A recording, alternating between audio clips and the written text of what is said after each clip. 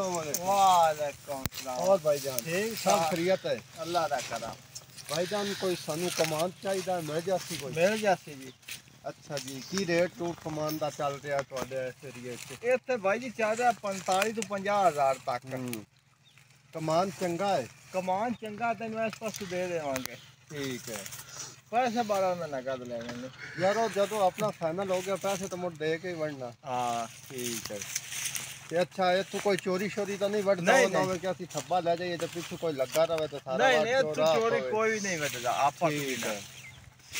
ते इतन तक आ जाती मसला भी रेडी दा राह भी थोड़ा बंदा उते आसानी नाल लाद के थोड़ रेडी आ जासे ठीक ओ चोंड ते ठाल दित्ती ओथू ही लाद लिया। नहीं यार कोई घाटा वादा कर इतना फाइनल रेट ना ला।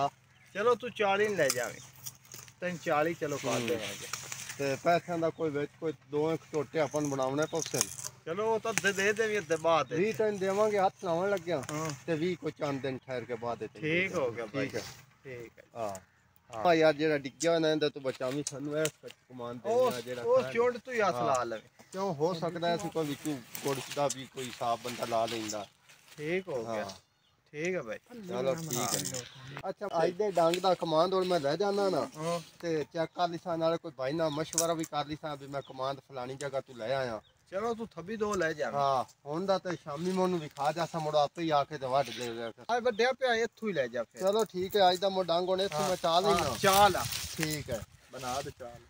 चला मोर फरफात खान बना के आज ही ले जाने हैं वो दमियों को आके तो वड लिखा। ठीक हो गया।